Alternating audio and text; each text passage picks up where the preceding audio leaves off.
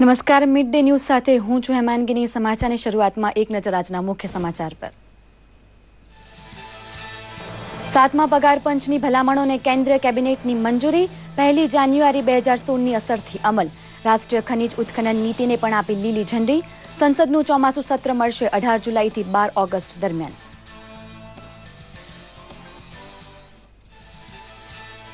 IAS સાથે કથિત સંબંધો ધરાવતા શકમંદોને પકડવા એનઆઈએ દ્વારા હૈદરાબાદ અને આસપાસના 10 સ્થળોએ દરોડા.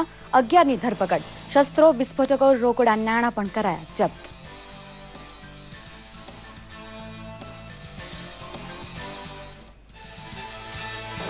તુર્કીના ઇસ્તંબુલના અતાતુર્ક આંતરરાષ્ટ્રીય હવાઈ મથકે 3 આત્મઘાતી હુમલાખોર દ્વારા કરાયેલ હુમલામાં 38ના મોત, 140થી વધારે લોકો ઘાયલ. દિલ્હી, મુંબઈ એરપોર્ટ્સ પર સુરક્ષા વધારાઈ. પ્રધાનમંત્રીએ વ્યક્ત કરી સંવેદના.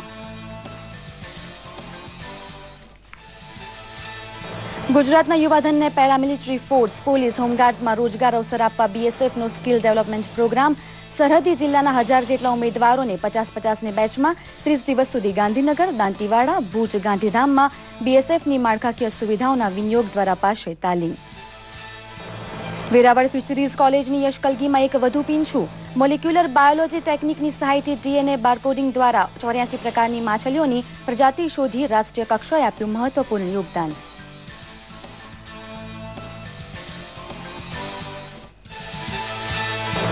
સૌરાષ્ટ્રમાં મેઘરાજાની જમાવટ. પોરબંદર, રાજકોટ, વેરાવળ, અમરેલી, ભાવનગર, દ્વારકા જિલ્લાઓ પર વિશેષ મહેર. ઉત્તર, મધ્ય અને દક્ષિણ ગુજરાતમાં પણ હળવા ઝાપટા. આગામી 2 દિવસ વરસાદની હવામાન વિભાગની આગાહી. સમાચાર વિસ્તારથી જોઈએ. 7મા પગાર પંચની ભલામણોને આખરે કેન્દ્રીય મંત્રીમંડળે લીલી ઝંડી આપી દીધી છે. 1 જાન્યુઆરી 2016થી 7મા પગાર પંચનો અમલ થશે, જેનો લાભ કેન્દ્રના 1 કરોડ કર્મચારીઓને મળશે, જેમાં 50 લાખ કર્મચારીઓ તથા 58 લાખ પેન્શનર્સનો સમાવેશ થાય છે. આ અંગે વધુ વિગતો બપોરે 2 વાગ્યાની પત્રકાર પરિષદમાં જણાવવામાં આવશે. સાથે જ આ બેઠકમાં રાષ્ટ્રીય ખનીજ ઉત્ખનન નીતિને પણ મંજૂરી આપવામાં આવી છે, જેનાથી દેશમાં 100 સંભવિત ખનીજ બ્લોક્સની નીલામીનો માર્ગ મોકળો થશે. દરમિયાન કેન્દ્રીય મંત્રીમંડળની બેઠકમાં લેવાયેલા નિર્ણય મુજબ સંસદનું મોન્સૂન સત્ર 18 જુલાઈથી 12 ઓગસ્ટ સુધી ચાલશે, જેમાં જીએસટી એ મુખ્ય મુદ્દો રહેશે એવું માનવામાં આવે છે. If we are able to get GST passed, Indian economy will grow further. The estimate says 1.5 to 2%. Keeping that in mind, I appeal to all political parties to please cooperate in passing the bill. We have spent enough time. We have made enough study. 5 ministerial committees, finance ministerial committees. IS સાથે કથિત સંબંધો ધરાવતા શકમંદોને પકડવા માટે આજે NIA દ્વારા હૈદરાબાદ તથા હૈદરાબાદની આસપાસના 10 સ્થળોએ દરોડા પાડવામાં આવ્યા હતા. એનઆઈએ તથા હૈદરાબાદ પોલીસના સંયુક્ત ઓપરેશનમાં વિસ્ફોટ સામગ્રીઓનો મોટા પ્રમાણમાં જથ્થો, શસ્ત્રો, વિદેશી નાણાં તથા રોકડા રૂપિયા પણ મળી આવ્યા છે. આઈએસઆઈએસ સાથે સંકળાયેલા આશરે 11 શકમંદોની ધરપકડ કરવામાં આવી છે, ત્યારે અન્યોને પૂછપરછ કરવામાં આવી રહી છે. ગયા વર્ષે ડિસેમ્બરમાં આતંકવાદી સંગઠન આઈએસઆઈએસ સાથે સંકળાયેલા આરોપીઓ તથા રાષ્ટ્ર વિરુદ્ધ ગતિવિધિ ચાલી રહી હોવાનો એક કેસ હૈદરાબાદ પોલીસે દાખલ કર્યો હતો, જેના અનુસંધાને જાન્યુઆરીમાં 14 જણાની ધરપકડ કરવામાં આવી હતી, જે હજુ પણ જેલમાં છે. સપ્ટેમ્બર 2015માં જ્યારે અફશર ઝબીર તથા જોસેફની ધરપકડ કરવામાં આવી, ત્યારે પૂછપરછ દરમિયાન મળેલી જાણકારીના પગલે આજના દરોડા પાડવામાં આવ્યા હતા. ઇસ્તાંબુલના અતાતુર્ક ઇન્ટરનેશનલ એરપોર્ટ પર 3 આત્મઘાતી હુમલાખોરો દ્વારા કરવામાં આવેલા અંધાધૂંધ ફાયરિંગ અને બોમ્બ હુમલામાં 38 લોકોના મોત નીપજ્યા છે, જ્યારે 140થી વધારે લોકો ઘાયલ થયા હોવાની માહિતી મળી છે. 3 આત્મઘાતી બોમ્બરે એરપોર્ટ પર કરેલા આ હુમલામાં ગંભીર રીતે ઘાયલ લોકોને હોસ્પિટલે પહોંચાડવામાં આવ્યા છે. તુર્કીમાં દૂતાવાસ અને વાણિજ્ય દૂતાવાસે જરૂરિયાતમંદ ભારત માટે ઇમરજન્સી નંબર જારી કર્યા છે. તુર્કીમાં ભારતીય દૂતાવાસે 0530 314-2203 અને વાણિજ્ય દૂતાવાસે 905305671095 અથવા 8258037 અને બીજો નંબર છે 412362 નંબર જારી કર્યા છે. ભારતીય વિદેશ મંત્રાલયના જણાવ્યા અનુસાર ઇસ્તાંબુલ હુમલામાં કોઈ ભારતીયને જાનહાનિના અહેવાલ નથી. ભારતીય દૂતાવાસ ઇસ્તાંબુલ પ્રશાસન અને તુર્કીના આરોગ્ય મંત્રીના સંપર્કમાં છે. પ્રધાનમંત્રી નરેન્દ્ર મોદી હુમલાની નિંદા કરી છે અને ઘાયલોના વહેલા સ્વસ્થ થવાની કામના કરી છે. દરમિયાન અતાતુર્ક ઇન્ટરનેશનલ એરપોર્ટ પર થયેલા હુમલાના પગલે દિલ્હી તથા મુંબઈ એરપોર્ટ પર પણ સઘન સલામતી વ્યવસ્થા ગોઠવાઈ છે. ગુજરાતના યુવાધનને સંરક્ષણ દળો, પેરામિલિટરી ફોર્સ, પોલીસ, હોમગાર્ડ્સમાં રોજગાર અવસર આપવા બીએસએફ દ્વારા સ્કિલ ડેવલપમેન્ટ પ્રોગ્રામ યોજવામાં આવ્યો છે, જેમાં 50 ઉમેદવારોની બેચને 30 દિવસ સુધી ગાંધીનગર, દાંતીવાડા, ભુજ, ગાંધીધામમાં બીએસએફ દ્વારા કઈ રીતે કામ કરવામાં આવે છે એ અંગે તાલીમ આપવામાં આવશે. બનાસકાંઠા, પાટણ અને કચ્છના યુવાનોને આસામ રાઇફલ્સ, સંરક્ષણ દળો, હોમગાર્ડ પોલીસ અને પેરામિલિટરી ફોર્સીસમાં રોજગારીની તકો મળી રહે એ માટે પરીક્ષા માટેની સંપૂર્ણ તાલીમ આપવામાં આવશે. પરીક્ષા પૂર્વે આવા તાલીમાર્થીઓ માટે 10 દિવસનો રિફ્રેશર કોર્સ પણ આયોજિત થશે. 800 થી 1000 યુવાનોને બીએસએફના તજજ્ઞો તાલીમ આપશે. જે યુવાનો આ સંરક્ષણ દળમાં પસંદગી નહીં પામે તેમને સિક્યુરિટી એજન્સીઓ દ્વારા 10 થી 12,000 રૂપિયાના માસિક વેતન સાથે રોજગારી મળી રહે તેવી વ્યવસ્થા કરાશે. શારીરિક ક્ષમતા માટે મેડિકલ ટેસ્ટ સાથે જ ફિઝિકલ ટ્રેનિંગ, લેખિત પરીક્ષા માટેની તૈયારી માટે વર્ગખંડ, અભ્યાસ, PT drill, uniform, escort duty જેવા ક્ષેત્રોમાં તાલીમ અપાશે. ગુજરાત ભારતીય જનતા પાર્ટીના પ્રદેશ પ્રમુખ વિજય રૂપાણીએ આજે તેમના ધર્મપત્ની સાથે સુપ્રસિદ્ધ યાત્રાધામ અંબાજીની મુલાકાત લીધી હતી. અંબાજી મંદિરમાં ટ્રસ્ટ દ્વારા તેમનું કુમકુમ તિલક અને ખેસ પહેરાવી સ્વાગત કરવામાં આવ્યું હતું. ભાજપા પ્રમુખે ત્યારબાદ નિજ મંદિરમાં પૂજા અર્ચના કરી મંગળા આરતીનો લાભ લીધો હતો. કોઈપણ રાજકીય નિવેદન આપવાને બદલે તેમણે ગુજરાતમાં સારો વરસાદ થાય તેવી પ્રાર્થના કરી હતી.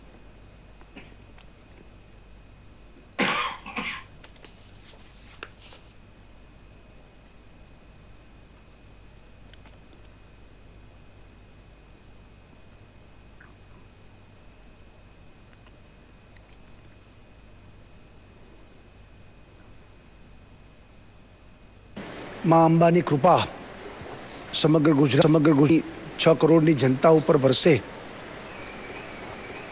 સતત માં અંબા ગુજરાતની ચિંતા કરે જ છે અને વિકાસ એમની કૃપા અને આશીર્વાદીઓ છે. આજે દર્શન આનંદ થયો છે. ગીર સોમનાથ જિલ્લાના વડામથક વેરાવળમાં આવેલી ફિશરીઝ કોલેજે ડીએનએ બારકોડિંગ દ્વારા 84 પ્રકારની માછલીની પ્રજાતિઓ શોધી રાષ્ટ્રીય કક્ષાએ એક મહત્વપૂર્ણ સિદ્ધિ હાંસલ કરી છે. વિશ્વમાં માછલીઓની આશરે 32,000 પ્રજાતિઓ ઉપલબ્ધ છે, જે પૈકી ભારતમાં 2,600 તથા ગુજરાતમાં 606 પ્રકારની માછલીની પ્રજાતિઓ છે. જોઈએ એક અહેવાલ. ગીર સોમનાથ જિલ્લાના વડામથક વેરાવળમાં આવેલી ફિશરીઝ કોલેજે ડીએનએ બારકોડિંગ દ્વારા 84 પ્રકારની માછલીની પ્રજાતિઓ શોધી રાષ્ટ્રીય કક્ષાએ ખ્યાતિ પ્રાપ્ત કરી છે. અત્યાર સુધી મોટાભાગે માછલીના બાહ્ય દેખાવના અભ્યાસ દ્વારા જ તેની પ્રજાતિ વિશે ઓળખ કરવામાં આવતી હતી, પરંતુ હવે ડીએનએ બારકોડિંગ જેવા મોલિક્યુલર બાયોલોજી તકનીક દ્વારા માછલીની પેશીના પણ ડીએનએના અભ્યાસ દ્વારા તેની પ્રજાતિ નક્કી કરી શકાય તે શક્ય બન્યું છે. સ્પાઇની લોન્ચ નામની માછલી વિશ્વમાં સૌપ્રથમવાર જ વેરાવળના જાલેશ્વરના દરિયામાંથી મળી આવી છે, જેના કારણે સમગ્ર વિશ્વમાં ગુજરાતના દરિયાકાંઠાનો ડંકો વાગ્યો છે.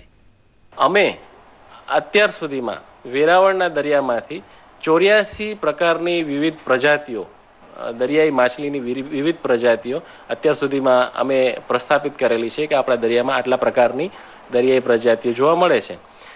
મિત્રો, ગ્લોબલ લેવલે આપણે વાત કરીએ તો એક અંદાજ પ્રમાણે માછલીની આશરે 32,000 પ્રજાતિઓ જોવા મળે છે.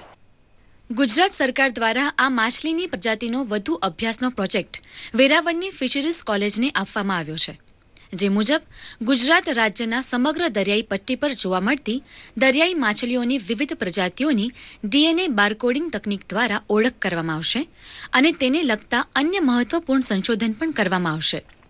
છેલ્લા કેટલાક વર્ષોની અંદર જે નવી ટેકનોલોજી અસ્તિત્વમાં આવી છે કે જેને આધારે મત્સ્યના કોષની અંદર રહેલું ડીએનએ અને આ ડીએનએની મદદથી તેમાં રહેલા સૂક્ષ્મ ફેરફારો કે જેને કારણે મત્સ્યની બાહ્ય સરખી દેખાવવાળી મત્સ્યોની પ્રજાતિ અલગ પડે છે, તેનો અભ્યાસ, એનું અસ્તિત્વ શરૂ થયેલું.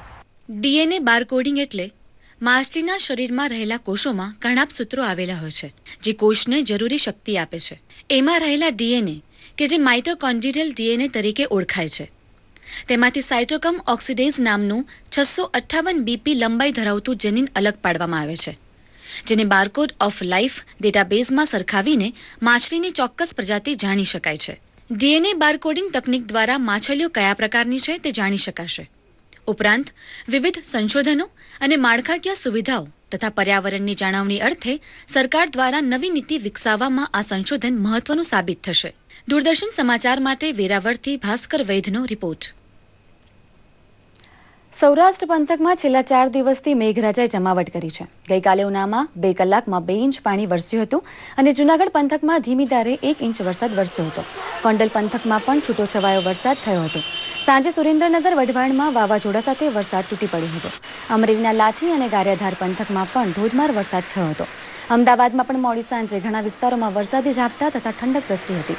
દક્ષિણ મધ્ય અને ઉત્તર ગુજરાતમાં પણ હળવાથી મધ્યમ ઝાપટા પડ્યા હતા. છેલ્લા 24 કલાકમાં 32 જિલ્લાના 131 તાલુકાઓમાં નોંધપાત્ર વરસાદ થયો હતો, જેમાં સૌથી વધુ 125 મિલીમીટર વરસાદ સુરતના 84 તાલુકામાં થયો હતો. અરબી સમુદ્રમાં સર્જાયેલા ડિપ્રેશનને કારણે આગામી 2 દિવસ વિવિધ વિસ્તારોમાં હળવાથી મધ્યમ વરસાદની આગાહી હવામાન વિભાગે કરી છે.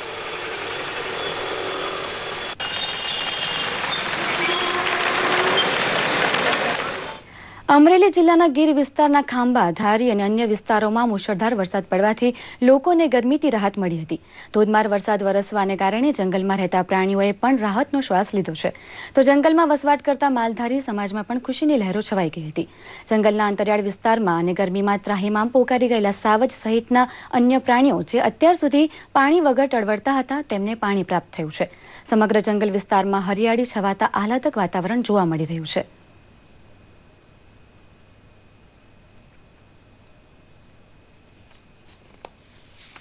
ગાયું, ભેંસો, પહુ બધાને સારું થયું, નકર બધા તરસ્યા મરતા.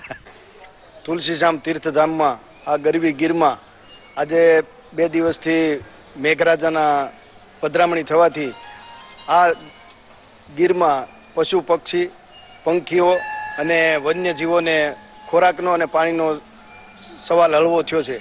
અને આ પ્રકૃતિની ગોદમાં જે પ્રકૃતિ 16 કળાએ ખીલી છે એના હિસાબે આ તીર્થધામમાં યાત્રિકોનો ધસારો પણ પૂરેપૂરો થયો છે.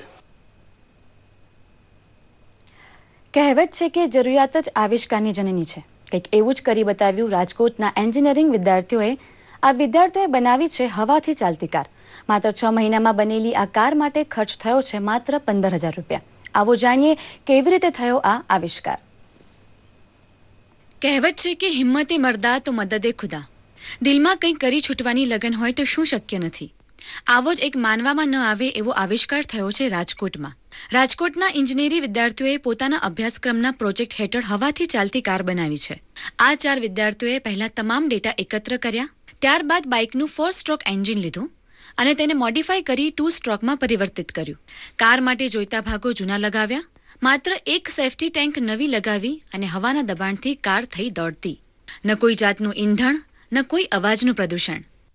મારે કારમાં મેઇન પ્રોડક્ટમાં compressor tech, engine, steering, wheel બધી મેઇન પ્રોડક્ટ છે અને બાકી જે મટીરિયલ વપરાય અમે કોલેજમાં વર્કશોપમાં બધું બનાવ્યું છે. એમાં એન્જિન છે જે અમે 4 સ્ટ્રોક બાઇકનું અમે પરચેસ કર્યું છે સેકન્ડ હેન્ડ. એમાં અમે જરૂરી ફેરફાર કરેલા છે અને એને માટે કમ્પ્રેસર માટે તૈયાર કર્યું છે જેનાથી એન્જિન ચાલી શકે.